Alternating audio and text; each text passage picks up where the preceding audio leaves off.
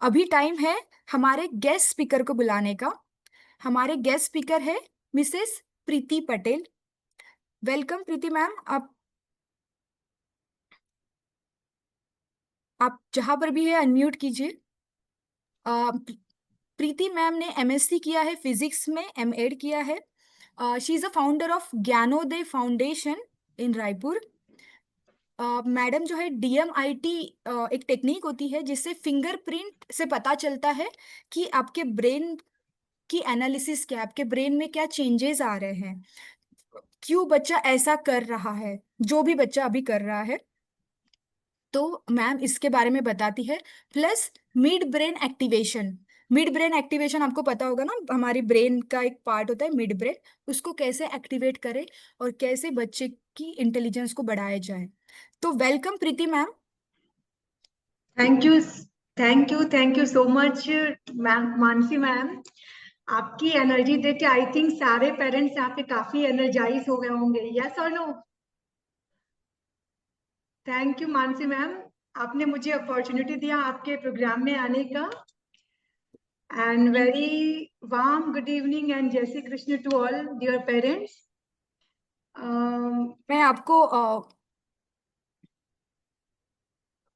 मैं आपको एक मिनट ये कर रही हूँ। हाँ। मैम मेरा sound, am I audible? Yes yes, you are audible. Yeah welcome welcome Preeti ma'am. Okay, thank you so much ma'am, thank you. Yes, Mansi ma'am ने इतनी अच्छी नॉलेज दी and it's all parenting, it's all about to work upon yourself, है ना? Yes. Parenting just हमको अपने आप पे काम करना है। पेरेंट्स कभी कभी बोलते हैं, जैसे मैम आपने बोला ना कि मैम आप सारा चीज हमारे लिए ही कहते हो, बच्चों के लिए क्या है? इट्स जस्ट लाइक कि पेरेंटिंग, मैम गर्भ संस्कार जो लेती है वो पेरेंटिंग तो गर्भ से ही शुरू हो जाती है। एग्जैक्टली गर्भ से शुरू कर दे तो बाद में पेरेंटिंग करना और आसान हो जाएगा। या जो मेरे पेरेंट्स है यहाँ पे, उनको ये चीजें सारी पता चल रही है। Yes ma'am, definitely. या और मैम को तो, आपको तो मैंने मैम ऑफलाइन सुना था, आज ऑनलाइन भी बहुत अच्छा लगा। Thank you. मैम अच्छा, आप मुझे कितना टाइम देंगे तो उस हिसाब से मैं अपना? जब we have half an hour. Half an hour ma'am ना? Yes. Okay. So parents last में आप क्वेश्चंस पूछ सकते हैं। ठीक है। और जो भी क्वेश्चंस आपने ऑलरेडी फॉर्म में पूछे हैं उसके बारे में भी हम बात करेंगे। Ma'am you ma'am can. Share, I am sharing my screen. या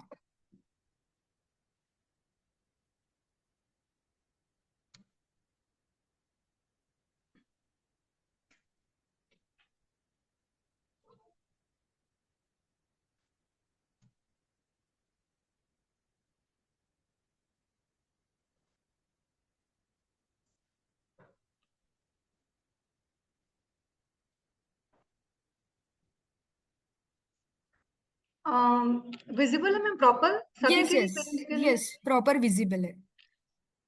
तो सारे पेरेंट्स को एक रिक्वेस्ट है, हम थोड़ा two way interaction, one way नहीं रखेंगे। जहां भी आपको कुछ लगता है आप चैट बॉक्स में आप बिल्कुल भी पूछ सकते हैं, या एक कॉपी पेन लेके बैठिए, या फिर चैट बॉक्स में जो है आप उसको टाइप करते जाइए, राइट? यस।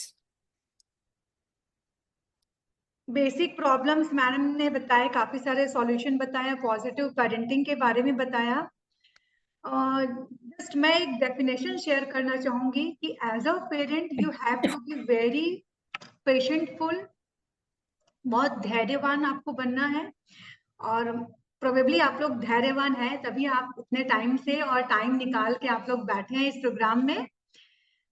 ये शो करता है कि शायद मैसेज तो बहुत लोगों को गया होगा, बहुत से पेरेंट्स को गया होगा, लेकिन आप अवेयर पेरेंट्स हैं, आप बहुत ज्यादा माइंडफुल पेरेंट्स हैं।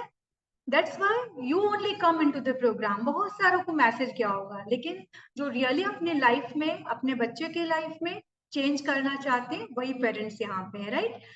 तो parent obviously god gifted, very natural. हर एक शादी होती है, शादी के बाद एक कपल जब पेरेंट्स बनते हैं तो कहते हैं भगवान उसमें नेचुरली पेशेंट देता है, धैर्य रहते हैं, बहुत अफेक्शनेट होते हैं, responsible, encouraging, nurturing and trustworthy, right? तो this is the definition of parent. तो I think you all are, जो भी यहाँ बैठे हैं, आप सब में ये क्वालिटी है, तभी आप यहाँ पर हैं, राइट। आज हम बात करेंगे कि आप जो पेरेंट है, 3 कैटेगरीज में होते हैं। तो आपको बस मुझे आंसर नहीं देना है, आंसर टू योर सेल्फ कि आप किस कैटेगरी को बिलोंग करते हैं, राइट। एक तो होते हैं सर्वाइवल पेरेंट, राइट। दूसरे होते हैं raising parent and intentional parent. आप बस अब देखिए, आप यहाँ पे बैठे हैं, अपने माइंड को आज खंगालिएगा, राइट। उसको जैसे वॉशिंग मशीन में कपड़े घूमते ना, आज आपका ब्रेन ओपनिंग सेशन है। थोड़ा सा अपने आप को आंसर दीजिए, हमें मत दीजिए। बट आज आप यहाँ पे डिसाइड करेंगे, कुछ चेंजेस अपने लिए लाएंगे, then only you will be a good parent in the future, right. तो सर्वाइवल पेरेंट क्या होते हैं? सर्वाइवल पेरेंट जो जस्ट जैसा दिन चल रहा है चलते रहते, just they are managing their chaos get throughout the days, right. उनके पास कोई प्रॉपर प्लानिंग नहीं होती है, थके हुए होते हैं, और एक ट्रेडिशनल मेथड ऑफ पेरेंटिंग जो है वो यूज करते हैं। ऐसा नहीं है, ये कुछ उनके उन्हें माइंड में इमोशनल ट्रिगर्स होते हैं, जैसे उन्होंने अपने पेरेंट्स से देखा है वही चीज वो अपने बच्चों में भी इम्प्लीमेंट करते हैं, और नहीं कुछ नया सीखना चाहते हैं, राइट। तो वो होते सर्वाइवल पेरेंट। और दूसरे हैं रेजिंग पेरेंट। रेजिंग पेरेंट होते हैं जो बच्चों के साथ ग्रो करते हैं और अपने आप को बेटर कैटेगरी में ले जाने का प्रयास करते हैं, अपनी गलतियों से सीखते हैं, और ज्यादा से ज्यादा बेटर वे में इमोशनली कनेक्ट होते हैं अपने बच्चों के साथ। ये वो पेरेंट्स होते हैं जिनको इतना आइडियाज नहीं है, लेकिन they have very good emotional touch. उनका इमोशनल टच होता है, अपनी गलतियों से सीखते हैं, फिर आगे बढ़ते हैं, राइट।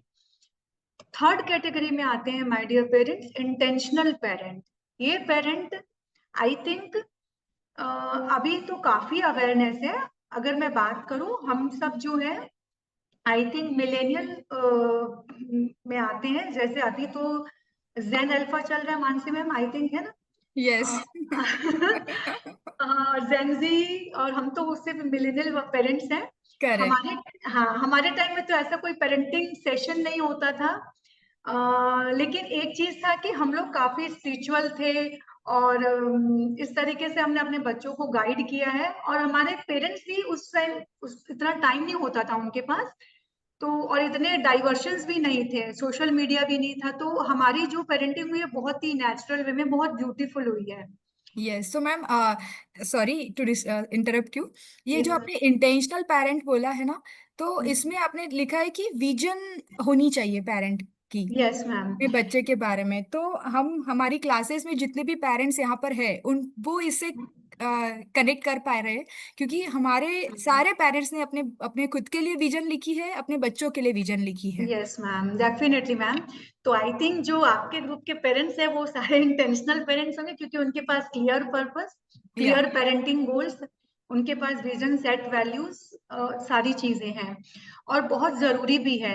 तो आई थिंक सर्वाइवल पेरेंट तो यहाँ कोई नहीं है। कोई अगर रेजिंग पेरेंट है तो वो just come to the intentional parent by taking the class of Mansi ma'am, तो वो भी इंटेंशनल पेरेंट में कन्वर्ट हो जाएंगे, राइट। देन नेक्स्ट है बेसिक प्रॉब्लम्स। तो हम सबको मालूम है, मैम ने भी ऑलरेडी बताया।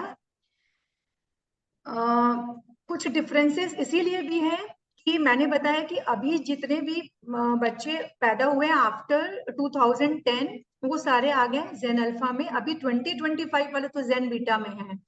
तो आप सोचिए कि 20th सेंचुरी की टेक्नोलॉजी 21st सेंचुरी के बच्चों पे कैसे काम आएगी। बहुत ज्यादा डिफरेंस आ रहा है आइडियोलॉजीज में, थिंकिंग पैटर्न में, लिविंग स्टाइल में।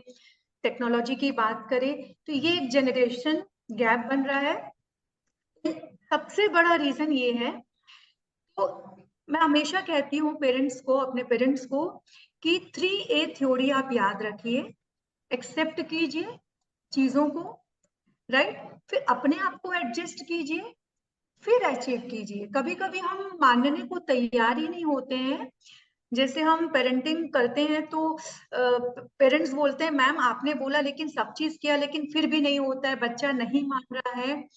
तो अगर आपका बच्चा हाइपर एक्टिव है, अगर जिद्दी है, अगर वो लोगों के सामने आने में घबराता है, तो ये सारी चीजों को पहले आप स्वीकार कीजिए, क्योंकि जब हम चीजों को एक्सेप्ट कर लेते हैं तब हमारा माइंड काम होके आगे सॉल्यूशन की तरफ बढ़ता है।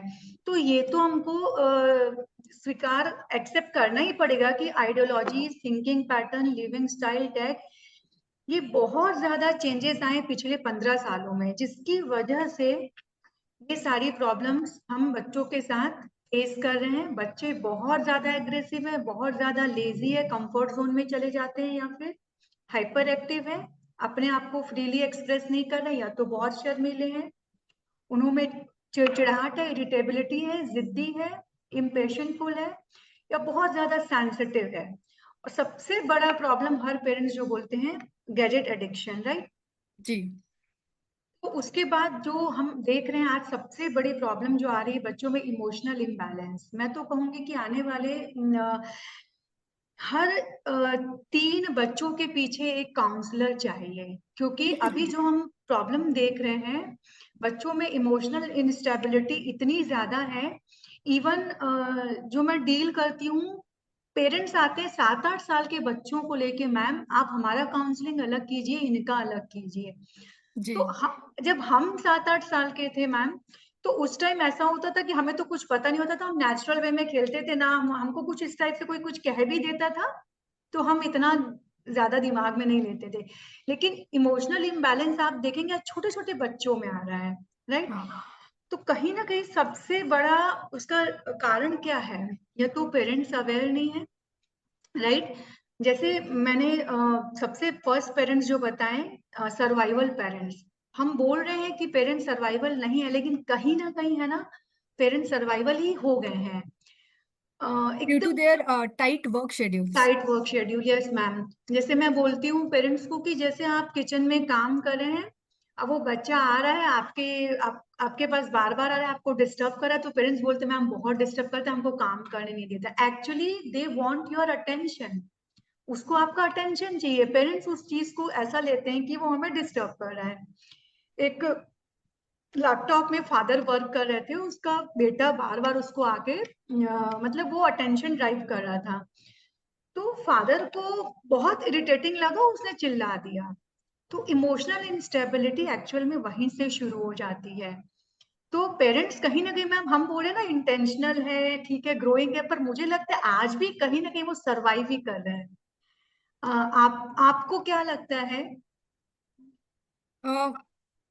ऐसा है मैम कि कभी कभी कुछ सिनारियों में वो सर्वाइवल है, और कुछ कुछ सिनारियो में दे आर यस कुछ मैम। इंटेंशनल। यस, तो कंप्लीटली चेंज नहीं आया है अभी भी। यस, कंप्लीटली तो चेंज ही नहीं आया या है। सो एज यू सेड कि जब तक वो एक्सेप्ट नहीं करेंगे तुमके माइंड को सोल्यूशन नहीं मिलेगा। यस, आपको एक्सेप्ट करना पड़ेगा कि आप कुछ सिचुएशन में आप सरवाइव कर रहे हो। तो आपको इतना स्ट्रॉन्ग माइंडसेट, आपकी भी खुद की दिनचर्या, आपका भी शेड्यूल आपको पहले से प्री प्लान बनाना है। तो तब कहीं ना कहीं आप बहुत ज्यादा ग्रोइंग और इंटेंशनल पेरेंट्स बन पाएंगे, राइट। तो कुछ पेरेंट्स, आप अपना एक कैटेगरी लिखिए चैट बॉक्स में, तो समझ में आए कि आप कौन से कैटेगरी में। आप सारे पेरेंट्स लिख सकते हैं अपनी category. Chat box is open for all. Survival है, ग्रोइंग है, या फिर इंटेंशनल है? मैम वो स्लाइड दिखाइए, वो पेरेंटिंग वाला। Okay, okay.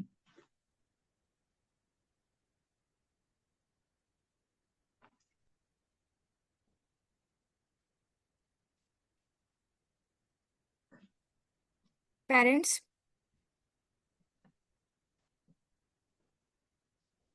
यस, आप इन तीनों कैटेगरी में कौन सी कैटेगरी में आते हैं, मैं रिपीट कर देती हूँ।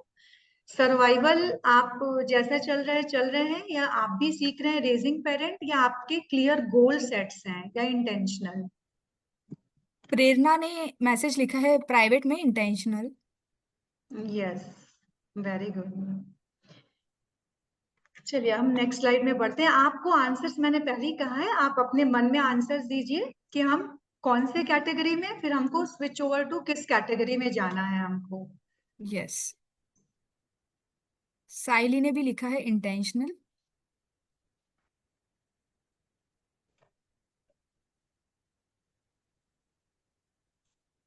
सागर जगदाले ने लिखा है रेजिंग पेरेंट। यस। ओके, अगर हम सर्वाइवल है तो सर्वाइवल से धीरे से ग्रोइंग पेरेंट्स में आए, ग्रोइंग पेरेंट्स से स्लोली हम इंटेंशनल पेरेंट्स में आए, because it is the process, self learning process है, आपको खुद को ही सीखना है, खुद खुद ही हम मिस्टेक करते हैं, अपनी मिस्टेक से ही सीखते हैं, and at the last we come to the intentional parent category, right. तो एक चीज कहना चाहूंगी, अगर आपने आज से डिसाइड कर लिया, जहां चाह वहां राह होती है, अगर हम सोचते हैं वहां हमको सॉल्यूशन मिल ही जाता है। तो सबसे पहले मैं कहना चाहूंगी कि as a parent better know yourself through right parenting style. आपका बिहेवियर पैटर्न क्या है, आप कैसा सोचते हैं, फिर आप अपने लिए राइट पेरेंटिंग स्टाइल चूज कीजिए। मैं आगे डिस्कस करूंगी पेरेंटिंग स्टाइल पे भी। एंड केवाईसी, केवाईसी आप अभी तक जानते होंगे कि हम आधार कार्ड का केवाईसी, केवाईसी जनरली हम बोलते हैं कि Aadhaar card connect your Aadhaar card, मतलब केवाईसी हो गया आपका। आज एक हम एक नया टर्मिनोलॉजी यूज करेंगे, केवाईसी नो योर चाइल्ड। आप अपने बच्चे को जानिए थ्रू अ साइंस डीएमआईटी, मैं आगे डिस्कस करूंगी डीएमआईटी के बारे में। और फोकस और कंसंट्रेशन बढ़ाने के लिए ब्रेन डेवलपमेंट प्रोग्राम होता है, जिसको हम न्यूरोप्लास्टिसिटी भी कहते हैं, तो जहां बच्चों का फोकस और कंसंट्रेशन भी बढ़ता है, राइट। यस। पॉजिटिव पेरेंटिंग ज्यादा इस पे मैं डिस्कस नहीं करूंगी। आज मैंने पहले ही आपको बताया, सबसे ज्यादा जो इश्यूज आ रहे हैं बच्चे में, इमोशनल इंस्टेबिलिटी के आ रहे हैं। वहां पे एक ही चीज आपको इम्प्लीमेंट करनी है, कंपैशनेट अप्रोच यूज करना है पेरेंटिंग का। कंपैशनेट अप्रोच होता है कि आप जब इमोशंस लव से फुलफिल रहेंगे, तभी आप अपने बच्चों को कंपैशन लव दे पाएंगे और उनकी इमोशनल रिक्वायरमेंट को भी समझ पाएंगे, राइट। जी। यस, एक हम छोटा सा वीडियो देखेंगे यहाँ पे। अगर हम अपना बिलीफ सिस्टम चेंज करते हैं तभी हम अपना माइंड सेट चेंज कर पाते हैं। अभी तक हमारी जो न्यूरोप्लास्टिसिटी है, हमारा ब्रेन का पैटर्न कुछ इस तरीके से बना हुआ है, जो बच्चों पे बहुत ज्यादा इम्पैक्ट डाल रहा है। हम जैसा सोचते हैं बच्चे भी वैसा सोचते हैं, पेरेंट्स जैसा फील करते हैं बच्चा वैसा ही सोचता है, पेरेंट्स जैसा बोलेगा बच्चा वही बोलेगा, पेरेंट्स जो देखेगा अपनी दृष्टि अपनी दुनिया को, बच्चे भी ठीक उसी तरीके से, उनका भी एटीट्यूड वैसा ही डेवलप होता है दुनिया को देखने का। और बहुत जरूरी चीज eight the last but not the least, कि पेरेंट्स जो करते हैं बच्चा वैसे ही करता है, अगर उसको एक प्रॉपर एज में रोका ना गया या हमने खुद अपने आप को चेंज ना किया, राइट। यहाँ पे एक वीडियो हम देखेंगे।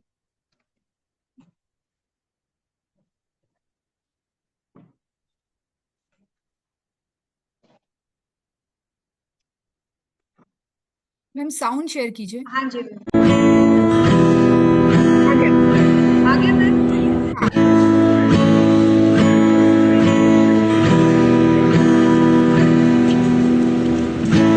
Looks like rain again today. Dark clouds gather and fill the sky. Don't know how to talk to you, just know how to say goodbye. Have you actually got a driver's license? I don't think so. Did you see it back there, George? Go back where you came from. Learn to speak Go back where you came. You're the guy that to me.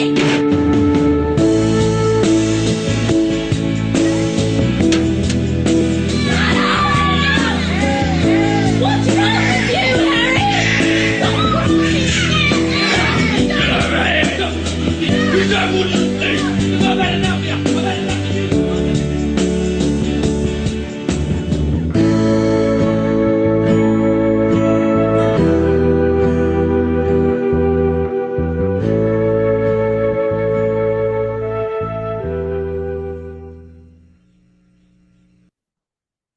बहुत ही सुंदर video था ma'am.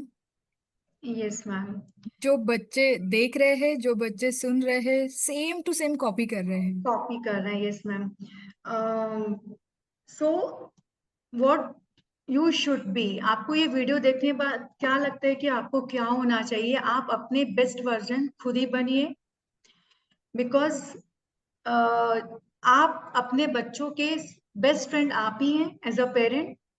तो आपका communication बहुत positive होना चाहिए, क्योंकि हमने वीडियो में देखा कि वो पेरेंट्स जो है वो चिल्ला रही थी मदर, और सेम वे वैसे ही उसका बच्चा भी चिल्ला रहा था। एंड दूसरी बात कि आपने लास्ट सीन में देखा होगा कि वो पेरेंट मदर हेल्प कर रही थी चीजों को उठाने में, तो बच्चा भी वो हेल्प करने लगा। तो सबसे बड़ी बात है कि आपको अपने आप में ही चेंज लाना है, तभी हम अपने बच्चों पे चेंज ला सकेंगे। Ma'am, am I audible? Yes yes, clearly. Okay ma'am. Yes, आज जो स्पेशल मुझे इनवाइट किया गया है, मैं आपको डीएमआईटी के बारे में बताऊं तो मुझे कुछ आप लोग से जानना है एज पेरेंट्स। आप लोग ने कभी सुना है इस नाम को, डीएमआईटी के बारे में? कुछ लोगों ने शायद। तो सुना है एक्चुअली, जो मुझे पता है। अच्छा, यस और नो में आप रिप्लाई दीजिए अगर आपने डीएमआईटी सुना है, यस और नो। या सो Miki is saying no, Sagar is saying yes. yes. So कुछ लोगों ने सुना है, कुछ लोगों ने। ओके, आई थिंक कितने पार्टिसिपेंट्स हैं? पूनम मैं सभी से आंसर चाहती हूँ। Poonam is saying no. No, okay. Everybody please write yes or no. आपने ये सुना है कि नहीं सुना है ये नाम? Kavita, Anuja, Prachi is writing no. No, Poonam no, Saili no, Prerna no, Sakshi no. So maximum parents ने नहीं सुना है नहीं मैम। सुना है। यस, तो या थोड़ा इसी को हम डीपली लेंगे आज। Yes. Yes, yes parents, DMIT actually it is a science जिसका फुल फॉर्म है डर्मेटोग्राफिक multiple intelligence test.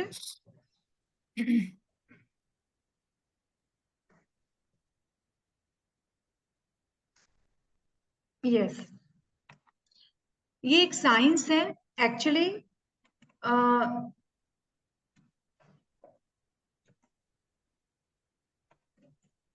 We can see the screen ma'am. Ma'am, screen दिख रहा है ना? Yes okay. Yes, properly. Yes, yes, मैं इसको बहुत ही सिंपल वे में आपको समझाने की कोशिश करूंगी। जब बच्चा माँ के गर्भ में 13 to 21 वीक्स जेस्टेशन पीरियड में होता है, उस समय बच्चे का ब्रेन और फिंगरप्रिंट्स ये दोनों एक साथ साइमल्टेनियसली डेवलप होते हैं। तो हमारे फिंगर में जो प्रिंट्स होते हैं, कार्विंग्स होती हैं 10 फिंगर्स में, उसका कनेक्शन हमारे ब्रेन के साथ होता है, राइट? तो अगर हमें DMIT is just a science, जैसे हम अगर हमें डीएमआईटी के थ्रू अगर हम बच्चे का ब्रेन एनालिसिस कर लेते हैं, उस इससे हमको बच्चे की कैपेबिलिटीज, उसकी वीकनेस, उसकी स्ट्रेंथ, ये सारी चीजें पता होती है हमें, तो हमें गाइडेंस करने में बहुत इजी हो जाता है। इसीलिए मैंने यहाँ पे, आपने देखा होगा कि लिखा हुआ है knowledge plus right direction is equal to success. Knowledge किस बात का? डीएमआईटी के, डीएमआईटी साइंस के थ्रू अगर हम अपने बच्चे का ब्रेन एनालिसिस करते हैं तो हमें एक राइट डायरेक्शन मिल जाता है। उसे किस डायरेक्शन में गाइड करना है, कैसी पेरेंटिंग स्टाइल अपनानी है, तो हम बहुत जल्दी हम पॉजिटिव पेरेंटिंग की तरफ बढ़ सकते हैं।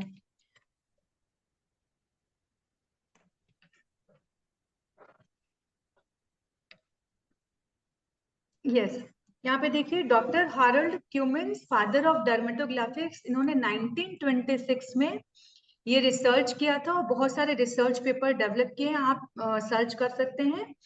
ये एक टूल है डीएमआईटी। डर्मा मीन्स स्किन होता है, ग्राफिक्स मीन्स स्किन के जो पैटर्न्स होते हैं, डर्मेटोग्राफिक्स मल्टीपल इंटेलिजेंस, जिससे हमको ब्रेन के मल्टीपल इंटेलिजेंस का पता चलता है। ब्रेन के जो लोब्स हैं, prefrontal, frontal, parietal, temporal and occipitals, 5 lobes कि हमें परसेंटेज पता चलती है, राइट। तो फिंगरप्रिंट पैटर्न्स जो हैं inner strength, talent, learning preferences के बारे में हमें बताते हैं। और आगे हम बात करेंगे, यस,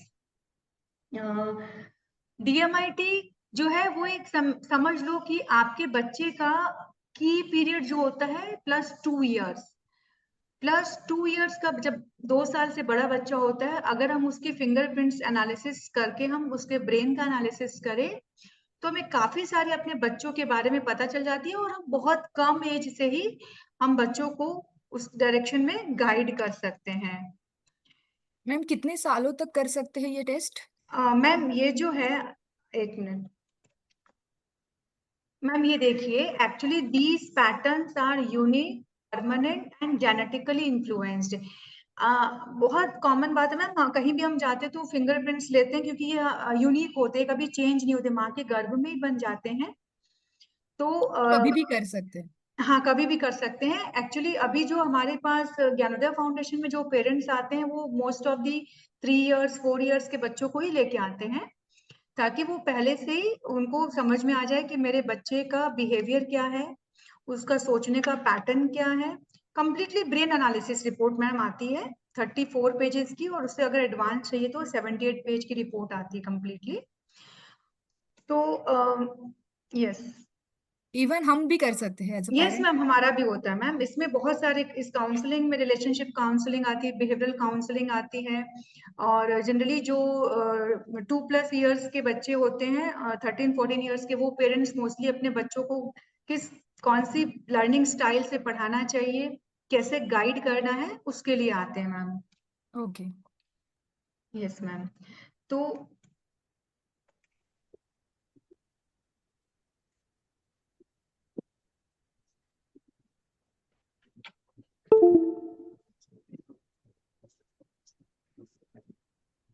यस मैम, सबसे बड़ी बात, डिस्क प्रोफाइल आप लोगों ने सुना है? पेरेंटिंग स्टाइल की हम आज बात करेंगे, और यस और नो में मुझे आंसर दीजिए। DISC profile have you heard before? No, parents भी नहीं सुना होगा। नहीं सुना होगा। Okay ma'am. तो डिस्क प्रोफाइल जो है ये एक्चुअली हमें बताता है हमारे बच्चे के बिहेवियर पैटर्न। तो जनरली ये हम देखेंगे बड़े बड़े कॉर्पोरेट्स में डिस्क प्रोफाइल एवरी क्लाइंट का होता है, वो किस बिहेवियर पैटर्न का है, तो उसको उस हिसाब से उनको कंपनी जो है जॉब ऑफर उस तरीके का टास्क देती है।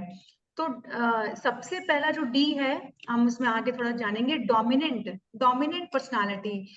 जैसे आपने देखा होगा कि कई कई बच्चे जो होते हैं कई बच्चे जो होते हैं वो बहुत ज्यादा जिद्दी होते हैं, अपनी ही बात चलाते हैं।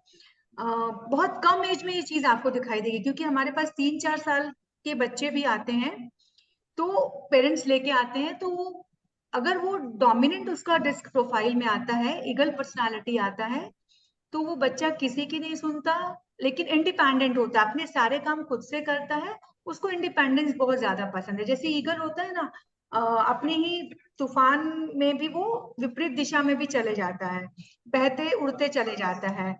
वैसे ही दूसरा जो है इस कैटेगरी में, आई इन्फ्लुएंशियल होता है। इन्फ्लुएंशियल जैसे पीकॉक, कई बच्चे जो होते हैं या कई इंडिविजुअल्स होते हैं, उनको अपने आप को शो ऑफ करना बहुत अच्छा लगता है, अपने ड्रेस को लेके बहुत चूजी होते हैं, और इन्हें पार्टीज में जाना, बाहर जाना, घूमना बहुत अच्छा लगता है, तो वो इन्फ्लुएंशियल होते हैं, पिकॉक बिहेवियर होता है। थर्ड होता है स्टडी। स्टडी मीन्स शांत प्रिय, ग्रुप में रहने वाले, लोगों को लेकर चलने वाले, और बहुत ही इमोशनल, जैसे डव होता है, कबूतर होता है। तो कई इंडिविजुअल्स, बच्चे ऐसे होते हैं जो अपने आप में मस्त रहते हैं, उन्हें झगड़ा करना, बहसबाजी करना अच्छा नहीं लगता। हाँ, उनके बहुत सारे फ्रेंड्स होते हैं, वो फ्रेंड ग्रुप्स पे ज्यादा रहते हैं। तो लास्ट होता है सी, कंप्लाइंट। कंप्लाइंट मतलब owl personality. Yes, owl personality जो है, जैसे उल्लू होता है, वो किस तरीके से होता है, उसकी आंखें बहुत छोटी होती है, बहुत दूर दृष्टि रखता है, तो ये सेफ्टी साइड लेके चलते हैं। सेफ्टी साइड लेके चलना माना हर चीज बहुत केयरफुली करेंगे, कुछ गलतियां ना हो जाए। आपने देखा होगा कि कई छोटे बच्चे होते हैं, वो इतना अच्छे से लिखेंगे कि उनको बिल्कुल भी खराब हैंडराइटिंग अच्छा नहीं लगेगा, तो बार बार मिटाएंगे। मतलब उनको परफेक्शन बहुत ज्यादा पसंद होता है, जिसकी वजह से ये स्लो भी हो जाते हैं। तो अगर हमें बच्चों का ये बिहेवियर पैटर्न अगर पहले से ही मालूम है, तो उन्हें गाइड करना बहुत ईजी हो जाता है। मैंने आपको पहले ही बताया 3A थ्योरी याद रखना है हमें। एक्सेप्ट करना है, एडजस्ट करना है और अचीव करना है चीजों को। दूसरा, DMIT से पता चलता है हमें मल्टीपल क्वेश्चन पता चलता है। मल्टीपल क्वेश्चन प्रोफाइल मीन्स जो हमारे ब्रेन का IQ level, intelligent question, EQ level. EQ means emotional question, AQ means adversity question and CQ means creativity question. अब मैं इसको थोड़ा हिंदी में बताऊंगी और भी क्लियर। कई बच्चे आप देखना मैथमेटिक्स में या एकेडमिक्स में बहुत अच्छा परफॉर्म करते हैं, तो उनका IQ बहुत अच्छा होता है, तो ये भी DMIT टेस्ट से पता चलता है। कई बच्चे जो होते हैं इमोशनल, कम एज में भी उसके इमोशंस बहुत ज्यादा होते हैं, हेल्पिंग नेचर के होते हैं और बहुत ज्यादा वो लोगों की हेल्प भी करते हैं, तो ऐसे बच्चों का या इंडिविजुअल का EQ बहुत अच्छा होता है। तो ये भी DMIT फाइल रिपोर्ट्स में परसेंटेज आता है इसका भी।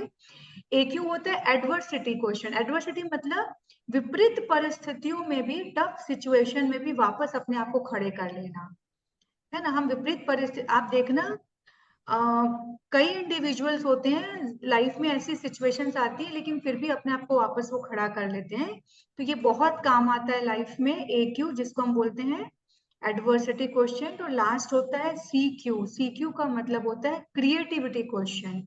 क्रिएटिविटी क्वेश्चन मीन्स कि क्रिएटिविटी, अपने दिमाग से नई चीजें क्रिएट करना, इंट्यूशंस आना।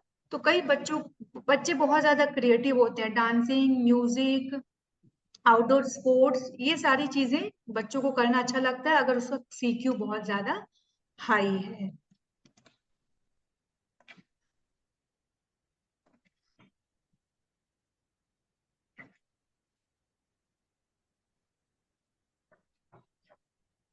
मैम स्क्रीन पे क्लिक कीजिए और फिर जो हाँ नेक्स्ट मैम। नेक्स्ट नेक्स्ट होता है ना वो कर हाँ लीजिए मैम, एरो। मैं माउस ही यूज कर लेती हूँ। Okay ma'am.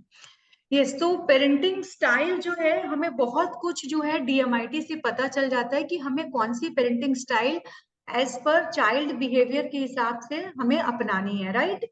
वैसे तो बहुत ही साइकोलॉजिकली टेस्टेड है DMIT test, scientifically tested tool है, जिसके माध्यम से पेरेंट्स को बहुत ज्यादा हेल्प मिलती है। अब हम थोड़ा सा बात करेंगे यहाँ पे पेरेंटिंग स्टाइल के बारे में। पेरेंट्स जो हैं नॉर्मली, आप फिर अपने आप से डिसाइड करना कि आप कौन से कैटेगरी में हैं। Permissive parents, right, authoritative parents, then authoritarian parents, and last जो है वो आपका नेग्लेक्टफुल पेरेंट्स। तो परमिसिव पेरेंट्स कौन होते हैं? अब अपने आप को अंदर से ही आप थॉट दीजिए कि मैं किस तरीके का पेरेंट्स हूँ और मैं किस सिचुएशन में कैसे रिस्पॉन्ड करता हूँ अपने बच्चों के साथ। परमिसिव पेरेंट्स जनरली जो होते हैं वो इसको हम कहेंगे more than just a friend. वो ज्यादा गाइडेंस नहीं देते, डायरेक्शन नहीं देते, हर चीज बच्चों को अलाउ करते हैं। दे कम्युनिकेट्स ओपनली।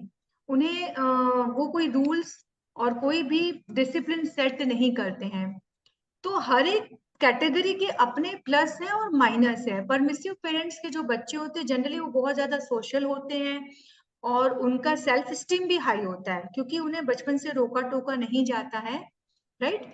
और वो अपने डिसीजन लेने में भी स्ट्रांग होते हैं, बट हाँ, डिसीजन कभी वो गलत भी ले लेते हैं एवरी सिचुएशन में, क्योंकि उन्हें कोई प्रॉपर गाइडलाइन नहीं दिया जाता, राइट। देन होता है ऑथोरिटेटिव पेरेंट्स। ऑथोरिटेटिव पेरेंट्स जो है वो पेरेंट्स अपने बच्चों के साथ clear rules, expectations, regulation set करते हैं, फ्लेक्सिबल भी होते हैं साथ साथ, और वो कम्युनिकेशन भी 2 वे रखते हैं। बच्चों की भी चॉइसेस सुनते हैं, फिर उसके अकॉर्डिंग फिर वो बच्चों को चॉइसेस देते हैं। तो they just allows natural consequences to occur.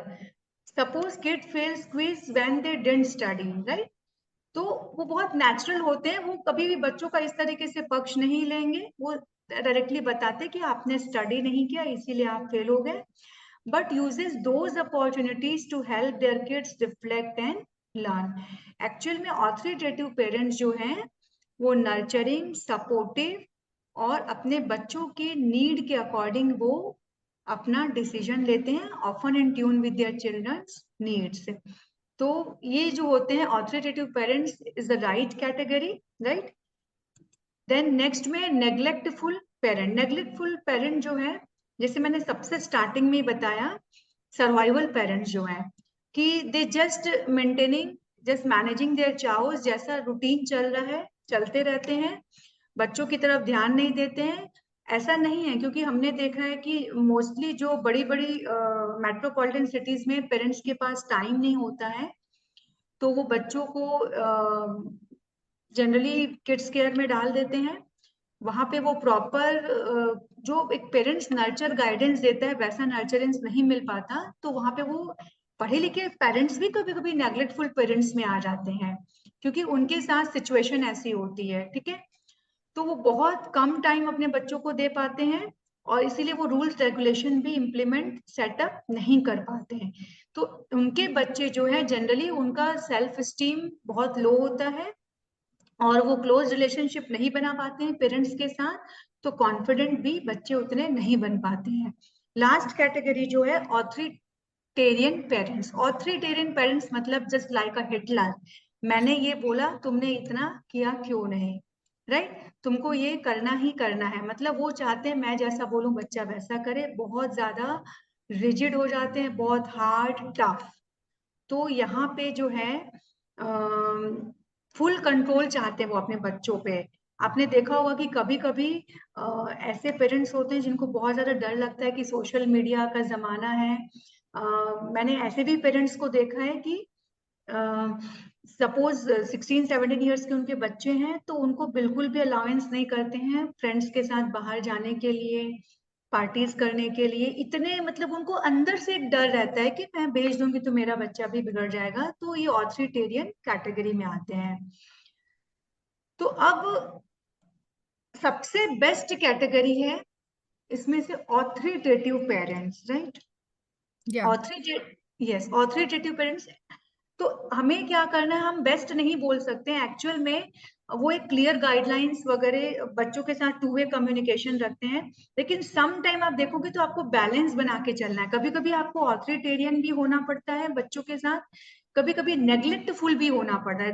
Depend on situation. Parents आपको अपना पेरेंटिंग स्टाइल ना तो बहुत ज्यादा ओवर स्ट्रिक्ट, ना तो लीनियंट, बहुत ओवर लीनियंट भी नहीं, बहुत ओवर स्ट्रिक्ट भी नहीं, हमको उसके बीच का रास्ता अपनाना है. कुछ कुछ सिचुएशन में हमको नेग्लेक्टफुल भी बन जाना है, क्योंकि हर चीज आप बच्चों को बिल्कुल भी जैसे बोलते हैं ना स्पून फीडिंग करवाएंगे, हर चीज बचपन से मेरे बच्चे को मैं सारा चीज करके दूं, तो कुछ सिचुएशन में आपको नेग्लेक्टफुल भी बनना है कि ये खुद से करे. कभी कभी ऑथोरिटेरियन कहाँ बनना है, प्रॉपर हमको उसको बताना है कि नहीं ये चीज बिल्कुल यहाँ पे ऐसा है, आपको यहाँ नहीं जाना है, वहाँ ऑथोरिटेरियन भी बनना है. किसी किसी जगह पे आपको जो फर्स्ट कैटेगरी हमने बताया था परमिसिव पेरेंट्स, जो फ्रेंड्स होते हैं, ये भी बहुत जरूरी है कि आप उनके साथ लाइट एनवायरनमेंट, अपने घर का एनवायरनमेंट लाइट रखिए. तो डिपेंडिंग ऑन द सिचुएशन आपको अपनी पेरेंटिंग स्टाइल समटाइम चेंज भी करनी पड़ती है. यस, वैसे बेस्ट पेरेंटिंग स्टाइल मैंने पहले भी आपको बताया ऑथोरिटेटिव पेरेंट्स, बिकॉज रिसर्च बताता है are more likely to raise independent, self reliant and socially competent child. Because authoritative जो पेरेंट्स होते हैं वो बच्चों का सुनते हैं, खुद अपना फिर रूल्स गाइडलाइंस बनाते हैं, राइट? और एक स्पेस देते हैं उनको, और ऐसा नहीं है कि सिर्फ बच्चों का सुन के अपना नहीं बताते, क्लियर गाइडलाइंस भी सेट करते हैं. तो ऑथोरिटेटिव पेरेंट्स के जो बच्चे होते हैं वो मोर रेजिलिएंट बनते हैं, आगे जाके वो अपने सेल्फ डिसीजन लेना, कॉन्फिडेंस होना और टफ सिचुएशन में भी उनको कैसे अपने आप को डिसीजन लेना है, इस तरीके से बनते हैं. बस लास्ट में आप एक देखेंगे, the most successful parents know when to change their style depending on the situation, right. An authoritative parent for example may want to become more permissive, उसको परमिसिव भी बनना पड़ता है when a child is ill. अब आपका बच्चा बीमार है, अब वहां पे भी आप बहुत ज्यादा उस पे बोल रहे हैं कि नहीं आपको, कभी कभी हम कहते हैं ना बीमार है बच्चा तो उसके चॉइस की चीज बना दे, तो वहां पे हम परमिसिव पेरेंट्स बन गए, उसको प्रोवाइड उसको वो इमोशंस वार्मथ, ताकि वो मेंटली थोड़ा सा रिलैक्स फील करे बीमारी में। तो इस तरीके से हमको अपनी पेरेंटिंग स्टाइल चेंज भी करनी पड़ती है। देखिए यहाँ पे एक पिक्चर के वे में बहुत अच्छे से बताया है, ये authoritarian parent, Hitler parent, right. मैं जैसा बोलूं आपको बिल्कुल वैसे ही करना है। जनरली ये थोड़ा सा हमारे टाइम पे, काफी उस टाइम पे होता था, ऑथोरिटेरियन पेरेंट्स ज्यादा होते थे उस टाइम पे। और यहाँ पे आप देखेंगे ये ऑथोरिटेटिव पेरेंट्स हैं, राइट। वो प्रॉपर टू वे कम्युनिकेशन से चलते हैं। परमिसिव पेरेंट्स, बच्चे जैसे भाग रहे हैं, दौड़ रहे हैं, घर को कैसा भी कर रहे हैं, वो रूल्स रेगुलेशन नहीं लगाते। और यहाँ पे अनइन्वॉल्व, कोई फर्क नहीं पड़ रहा है, टीवी देख रहे हैं, अपने में बिजी है, बच्चा उसके आसपास खेल रहा है, लेकिन उसको बिल्कुल भी फादर को फर्क नहीं पड़ रहा है। तो ये 4 कैटेगरीज हैं। Most of the this is the best category, authoritative parents, right.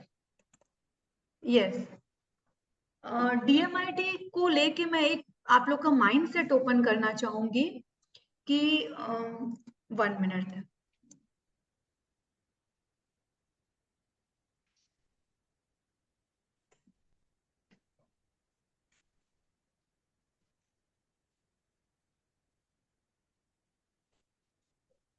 Stop करना है मैम आपको?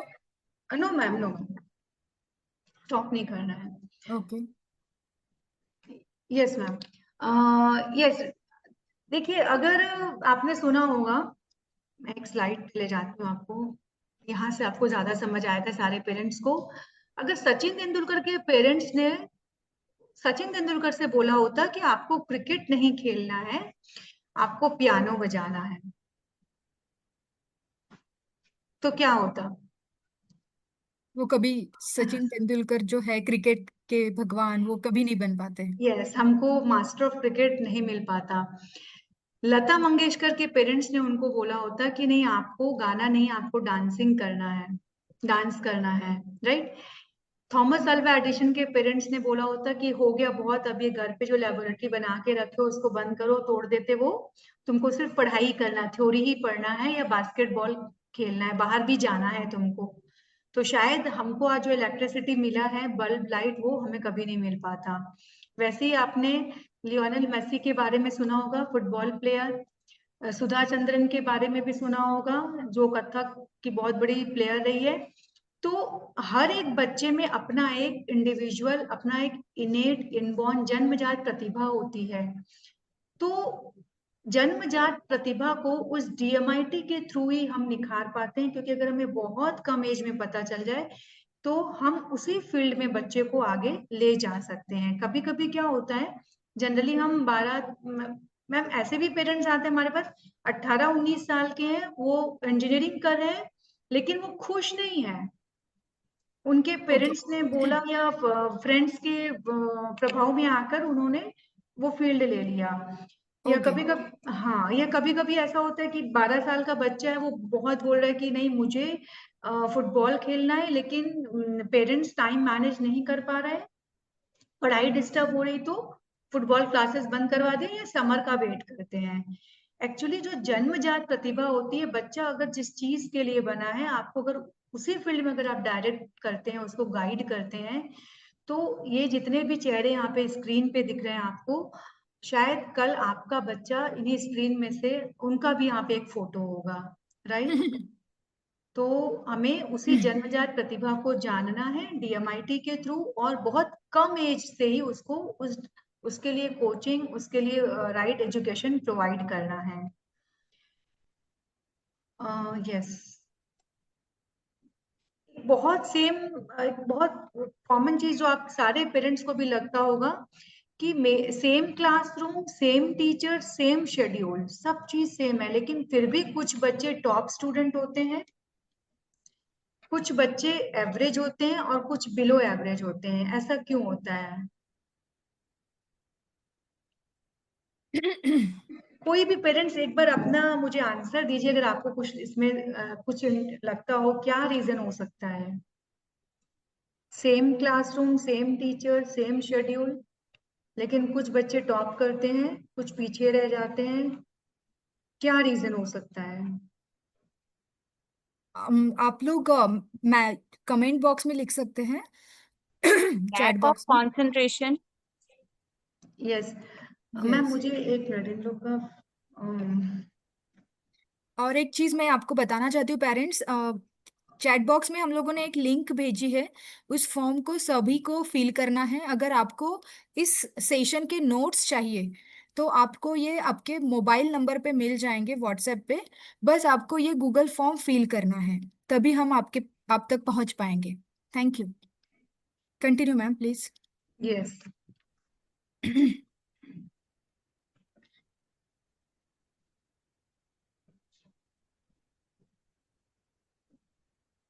यस हम यहाँ पे थे।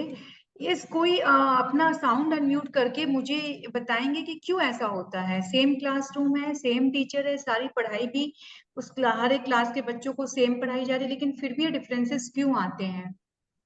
अभी किसी ने अनम्यूट करके बोला था ma'am, lack of concentration. Okay, lack of concentration. Yes, और किसी का कुछ इसमें?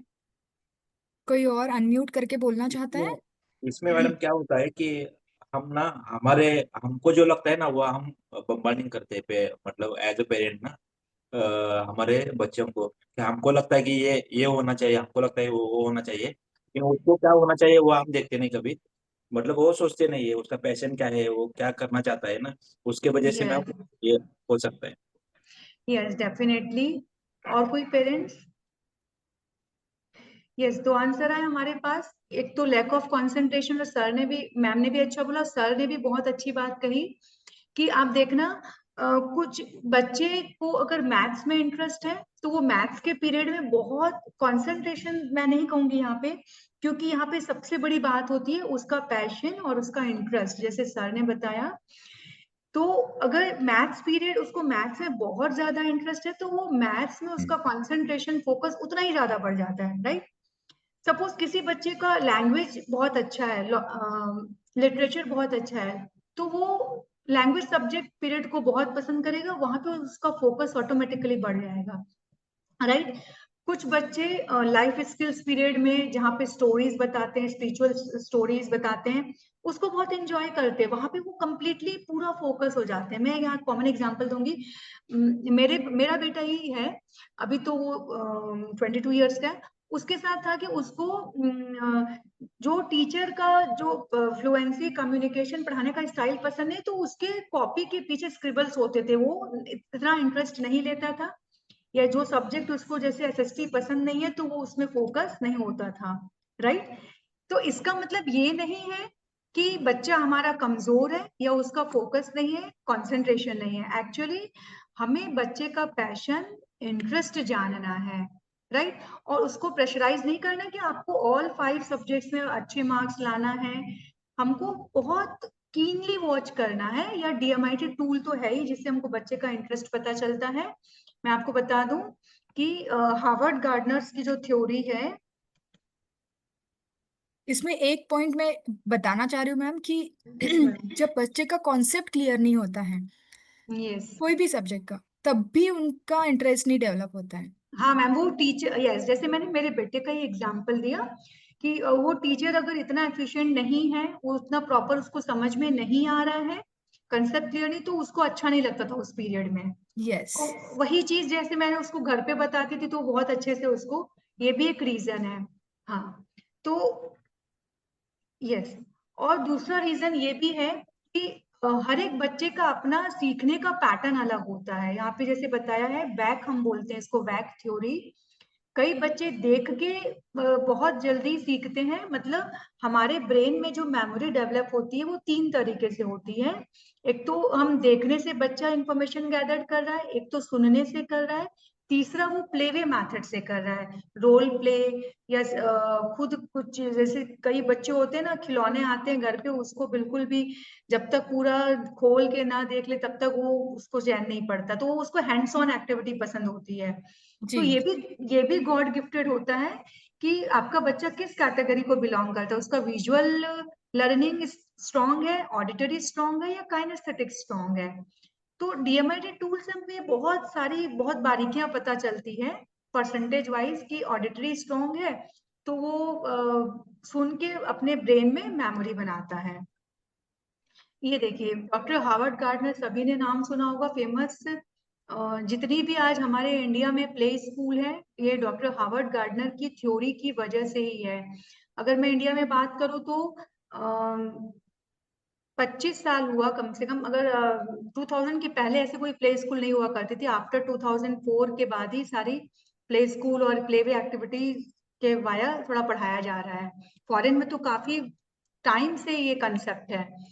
डॉक्टर हार्वर्ड गार्डनर बोलते हैं कि हर बच्चे में ये 8 प्रतिभा में से एक प्रतिभा बहुत ही स्ट्रांग होती है। आपने देखा होगा कि कई बच्चे जो हैं पेंटिंग ड्राइंग्स बहुत अच्छा करते हैं, ग्राफ मैथ्स फोटोग्राफी अच्छा करते हैं, विजुअल उनका बहुत स्ट्रांग होता है। तो कई बहुत कम एज में भी आप देखना उसको आप स्टेज पे खड़ा कर दो, बहुत अच्छा कम्युनिकेट करेंगे, डिबेट करेंगे। कम एज, मैंने इवन देखा कि 4-5 साल के बच्चे यहाँ क्लास में आते हैं हमारे, वो उनको कुछ क्वेश्चन करो वो इतना अच्छे से वो डिस्क्रिप्शन के साथ बताते हैं आंसर। तो वो गॉड गिफ्टेड, उसका लिंग्विस्टिक वर्बल जो है इंटेलिजेंस बहुत स्ट्रांग होता है। कई बच्चे अकेले रहना पसंद करते हैं, अपने में रहना पसंद करते हैं, उनका इंट्रापर्सनल स्किल हाई होता है।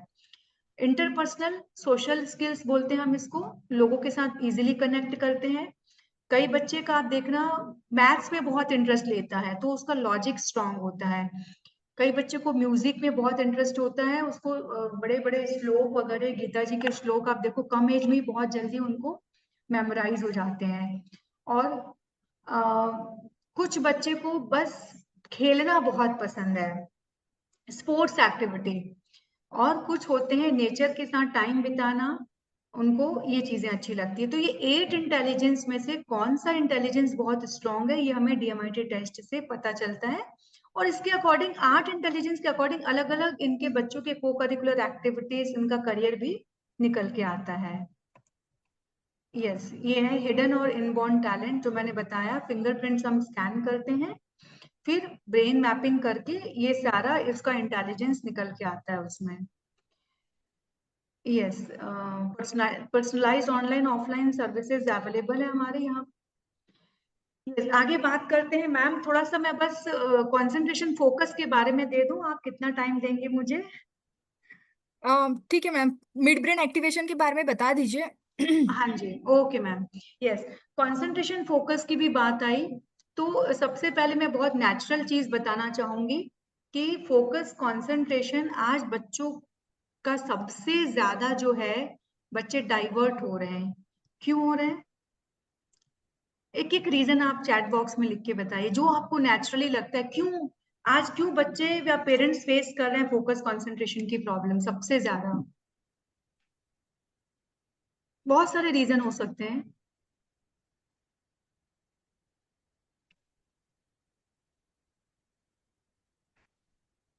या फिर आप वर्बली बता दीजिए अनम्यूट करके, क्या रीजन हो सकता है? साइली ने लिखा है मोबाइल।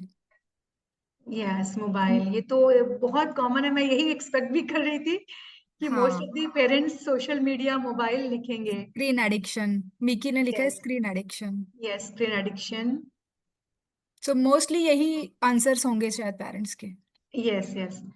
तो हमारे टाइम पे इतना होता नहीं था, दूरदर्शन या कुछ ही चैनल्स चलते थे और हम लोग आउटडोर एक्टिविटीज गेम ज्यादा खेलते थे, तो हमारे टाइम में इतना ये प्रॉब्लम नहीं था।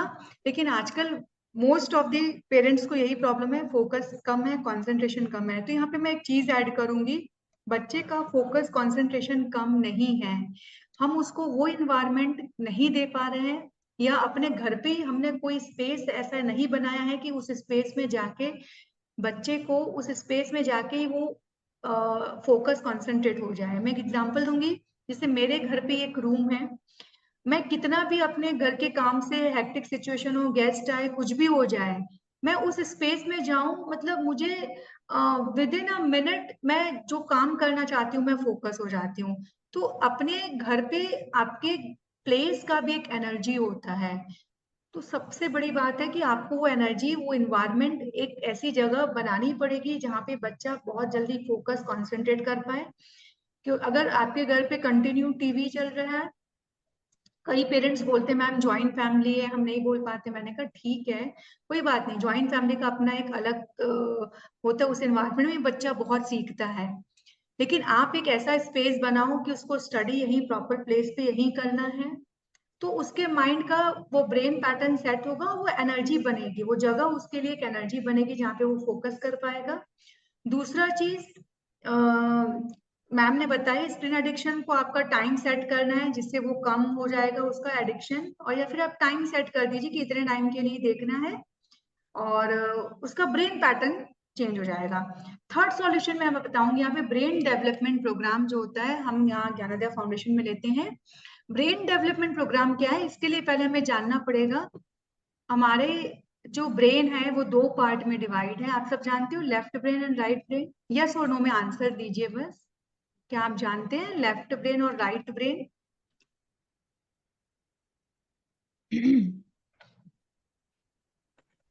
यस, सब लोग लिख रहे हैं यस।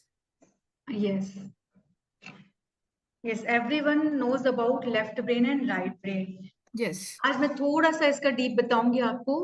देखिए लेफ्ट ब्रेन और राइट ब्रेन, हमारे ब्रेन जैसे मैंने डीएमआईटी बताया, 10 फिंगर्स हैं हमारी, तो ब्रेन के भी जो है वो 5 लोब्स होते हैं, pre frontal, frontal, parietal, temporal and occipital lobe. ये 5 लोब्स लेफ्ट और राइट में डिवाइड होते हैं, कुणाच्या बरोबर राइट, लेफ्ट और राइट में डिवाइड होते हैं। लेफ्ट ब्रेन जो होता है that is more about logical sequence, इसको जो है स्ट्रक्चर्ड भाषा समझ में आती है। स्ट्रक्चर्ड भाषा मतलब हम अगर इंडियन स्कूल, इंडियन स्टडीज की बात करें, भारतीय स्कूल में जनरली क्या होता है, टीचर्स स्टूडेंट को इतना अलाउंस नहीं करते हैं, वो जो पढ़ा रहे हैं, वो जो बोल रहे हैं वैसा आपको करना है। तो ब्रेन पैटर्न यहाँ के स्टूडेंट का जो है हमारे इंडिया में लेफ्ट ब्रेन ओरिएंटेड हो जाता है, जैसा बताया जा रहा है उसी को फॉलो करना है, राइट। तो लेफ्ट ब्रेन का काम क्या क्या है, वो जो आप बोल रहे हो उसको फॉलो करना। टीचर ने बोला इतने सम सॉल्व करना, इसको इस तरीके से करना है, आप इस तरीके से ही खेलना, इस तरीके से, या पेरेंट्स बोलते हैं मोस्ट ट्रेडिशनल इंडियन पेरेंट्स आपको ऐसा ही करना है, तो वहां पे लेफ्ट ब्रेन डेवलप होता है, ज्यादा डोमिनेंट होता है। राइट ब्रेन क्या होता है, राइट ब्रेन जो इंट्यूशंस होते हैं, हमारे इमेजिनेशंस होते हैं, क्रिएटिविटी होती है, ये सारा राइट ब्रेन है। और जो बड़े बड़े रिसर्च और इन्वेंशंस हुए हैं वो सारे राइट ब्रेन की ही देन है, राइट। तो ऐसा नहीं है कि सिर्फ लेफ्ट ब्रेन से ही काम चलेगा, सिर्फ राइट ब्रेन, दोनों ब्रेन हमको यूटिलाइज करना है, बच्चों को सिखाना है। इवन हमें भी इस एज में लेफ्ट और राइट ब्रेन, दोनों ब्रेन हमें बैलेंस करने हैं। तो ब्रेन डेवलपमेंट प्रोग्राम में हम यहाँ पे यही बताते हैं कि आप, yes, mid brain activation generally left और राइट ब्रेन के बीच में एक मिड ब्रेन होता है।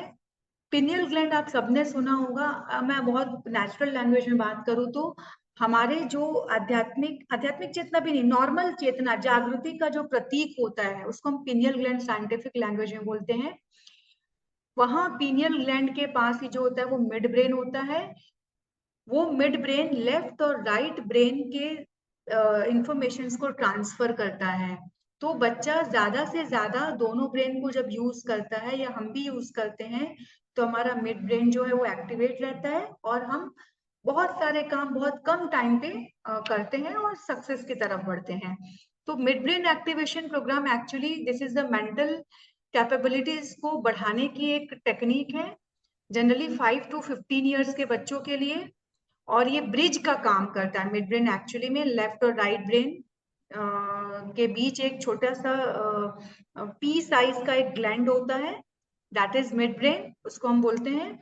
और अगर ये मिड ब्रेन हमेशा अगर ये एक्टिवेट रहे तो बेटर कोऑर्डिनेशन, शार्पर मेमोरी, बहुत ज्यादा फोकस, इमोशनल बैलेंस, और हमारी जो इंट्यूटिव एबिलिटीज मीन्स हमें थर्ड आई जो बोलते हैं कि हमें पहले से आभास हो जाना आने वाली चीजों का, वो एबिलिटीज भी हमारी डेवलप हो जाती है। यस, तो मैम मिड ब्रेन। आपके पास, सॉरी टू इंटरप्ट, आपके पास इसका वीडियो होगा तो लोगों को जल्दी समझ में आ जाएगा। यस मैम, मैं बताती हूँ। ओके मैम, ये सारे बेनिफिट्स हैं। मेमोरी इंक्रीज होता है, कंसंट्रेशन, फोकस बढ़ता है।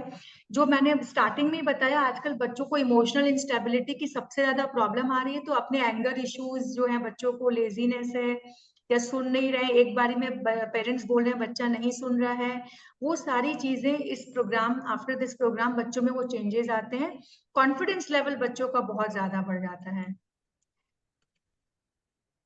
और जो हम टेक्निक्स यूज करते हैं, ये सारी चीजें ब्रेन जिम एक्सरसाइज हो गया, breathing exercise, meditation, visualisation, relaxation techniques, music therapy, blindfold training भी करवाते हैं, जिससे बच्चे का थर्ड आई वो अपने आप वो कलर्स आइडेंटिफाई करते हैं, मेमोरी गेम्स, कंसंट्रेशन एक्सरसाइज।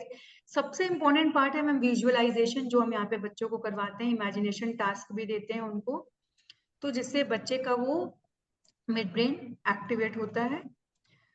इसके प्रॉपर शेड्यूल है, दो मतलब कंटिन्यू हम उस एनवायरनमेंट में बच्चों को कम से कम 2 सेशन होते हैं, मॉर्निंग 10 से शाम को 4 बजे तक ये का सेशन। फिजिकल सेशन है ना? हाँ मैम, ये फिजिकल है। ऑनलाइन में अगर जैसे है तो ऑनलाइन के लिए वो 1.5 घंटे का सेशन है। ओके। हाँ मैम। यस मैम, आपको मैं वीडियो बताऊँ ना, आप बता रहे हैं? हाँ, क्योंकि मैम टाइम अपना बहुत ही ओके ये हो रहा है ओके अभी। Okay ma'am, okay.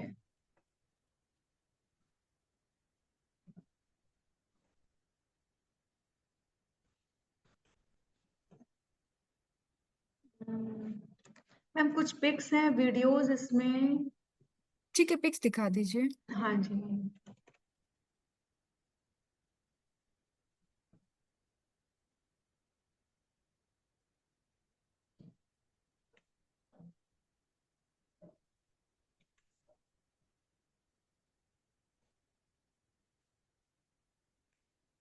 ये कुछ मैम जैसे त्राटक हम बोलते थे पहले के टाइम पे, जी। तो वो त्राटक भी करवाते हैं। और हाइपर एक्टिव बच्चा भी, क्योंकि वो इन्वायरमेंट ही हम मॉर्निंग मतलब इस तरीके का रहता है कि वो बच्चे करते हैं, बैठते हैं बहुत अच्छे से। और कुछ हम यहाँ पे जैसे breathing exercise, focus exercise, meditation वगैरह बहुत सारी चीजें, काफी सारी एक्टिविटीज होती है। वीडियोस भी है मैम, मैं एक आध वीडियो शेयर करती हूँ, 1 मिनट। वो जो ब्लाइंड फोल्ड का जो वीडियो है। हाँ मैम।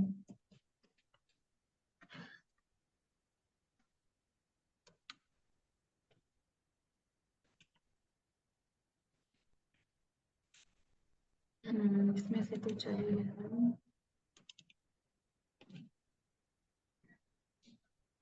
ठीक है मैम, नहीं तो हम लोग इनको, जिन्होंने भी हमें नंबर दिया है उनको हम वीडियो भेज देंगे उनके मोबाइल नंबर हाँ पे। मैम, ओके है ना, वो भी कर सकते हैं। ओके, वैसा कर सकते हैं मैम। कोई बात नहीं। तो अभी क्वेश्चन आंसर के लिए ओपन करें ma'am session. Okay ma'am. Yes. So thank you so much Preeti ma'am. अभी हम क्वेश्चन आंसर की तरफ बढ़ते हैं। मैम का सेशन सबने सुना, बहुत बहुत इंफॉर्मेटिव रहा। बहुत अच्छा नॉलेज हमें आज मिला है। तो आप में से कोई भी क्वेश्चन पूछना चाहते हैं तो अनम्यूट कीजिए, ठीक है क्योंकि मैम, अभी मैं हमारा शेयर। टाइम अप हो रहा है। मैम स्टॉप शेयर कर दीजिए। हाँ मैम। किसी को भी कोई क्वेश्चन पूछना है तो अनम्यूट कीजिए और क्वेश्चन पूछ सकते हैं।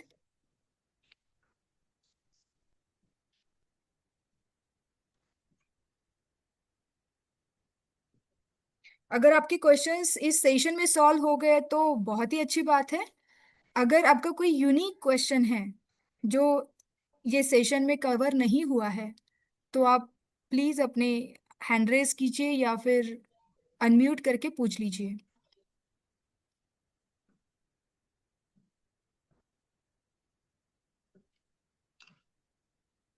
नहीं, कोई क्वेश्चन नहीं है किसी का?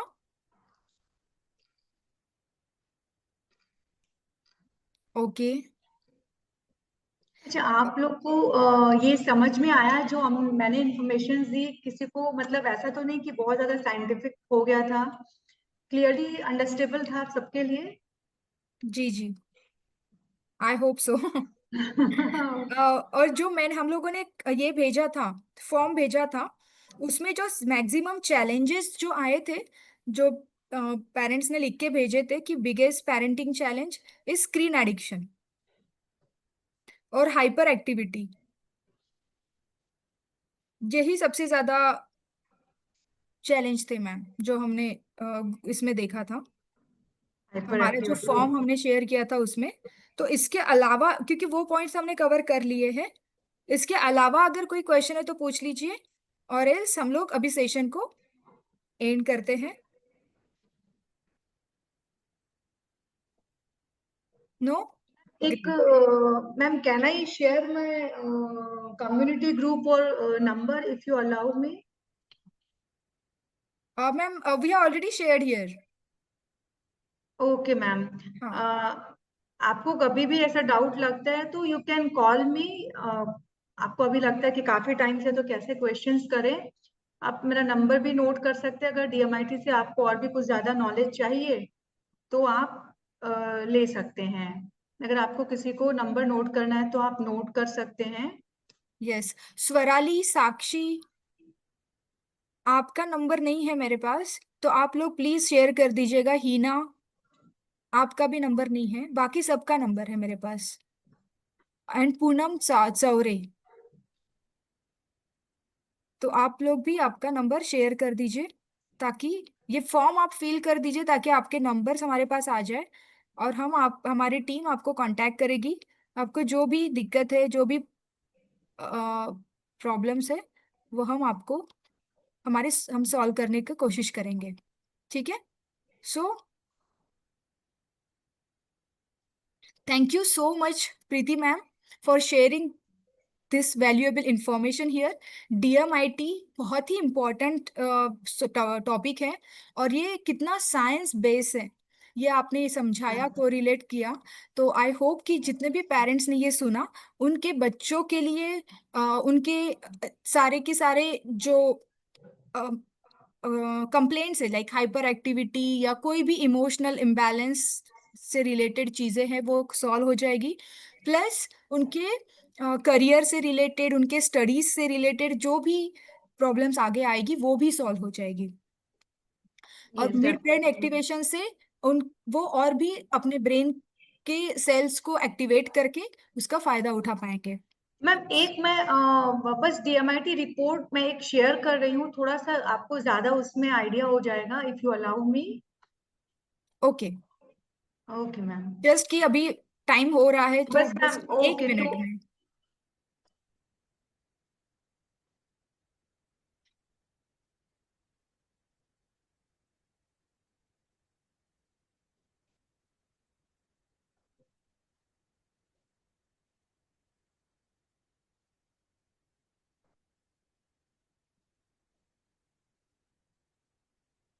हीना, आप भी अपना नंबर शेयर कर लीजिए। Sakshi, we saw your number, thank you.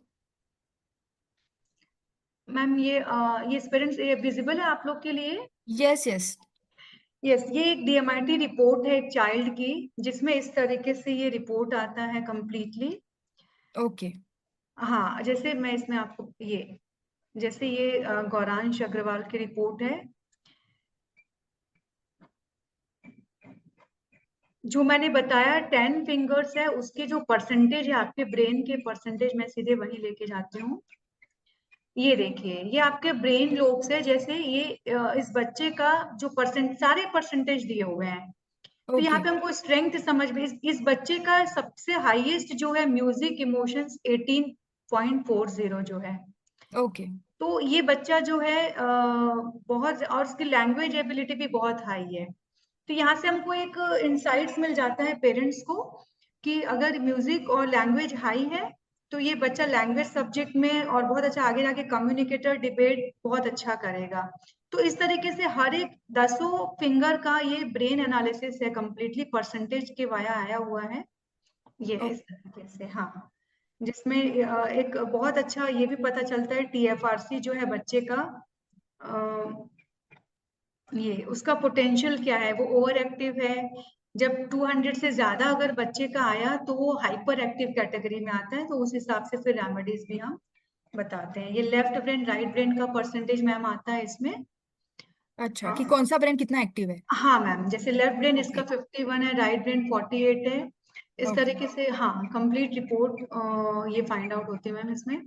और ये जो मेन हमारे 5 लोब्स हैं, जैसे ये बच्चा जो है इसका विजुअल सबसे ज्यादा है, ये 27%। तो ये चीजों को जो अपने ब्रेन में मेमोरी बना रहा है वो देख के बना रहा है। सेंटर ऑफ विजुअल फंक्शन जो हमारा ऑसिपिटल लोब है बच्चे का, वो बहुत ज्यादा स्ट्रांग है। ये सारे 25 में इनका परसेंटेज होता है, ये 25 को भी क्रॉस कर रहा है। तो बच्चा देख के मेमोरी ज्यादा बना रहा है, तो ये इसका आगे जाके ये फोटोग्राफी, डिजाइनिंग फील्ड हो गया, जैसे मैपिंग फील्ड हो गया, इंटीरियर डिजाइनिंग, उस फील्ड में बहुत अच्छा करेगा, आर्किटेक्चर फील्ड में। तो ये कंप्लीट एक ब्रेन एनालिसिस रिपोर्ट इस तरीके से मैम आती है।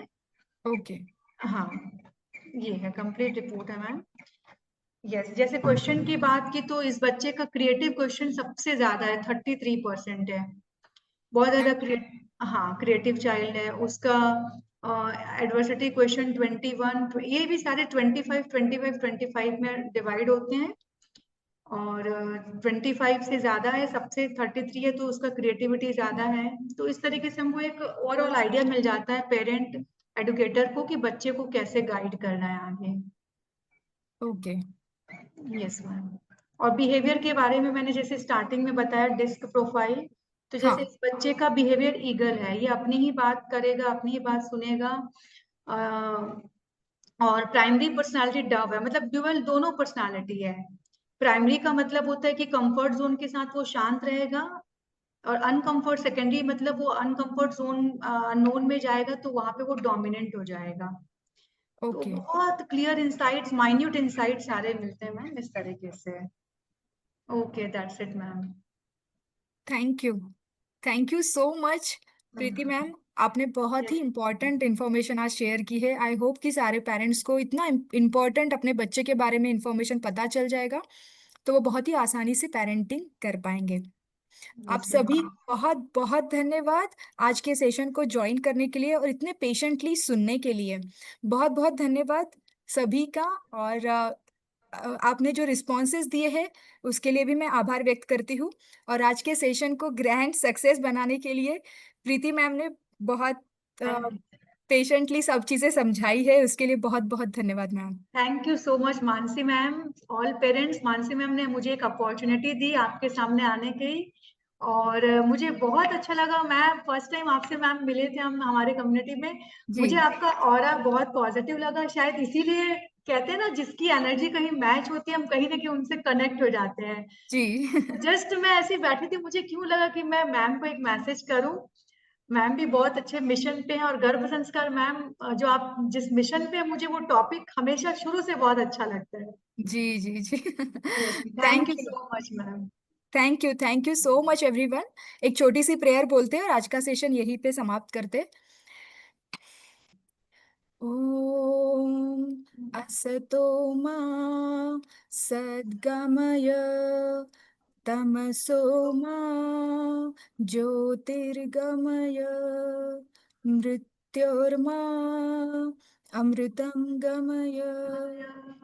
ओम शांति शांति शांति। बहुत बहुत धन्यवाद सभी का। आज के सेशन को आपने इतने अच्छे से सुना। आई होप कि आप सभी को इसका बहुत बहुत फायदा हो। और आपको कोई भी इंफॉर्मेशन चाहिए प्रीति मैम के बारे में, प्लीज हमें कांटेक्ट करें। मैम ने अपना नंबर भी शेयर किया है, उसे भी नोट करें और इस नॉलेज का बहुत पूरा फायदा उठाएं। बहुत बहुत धन्यवाद। Thank you. Good night.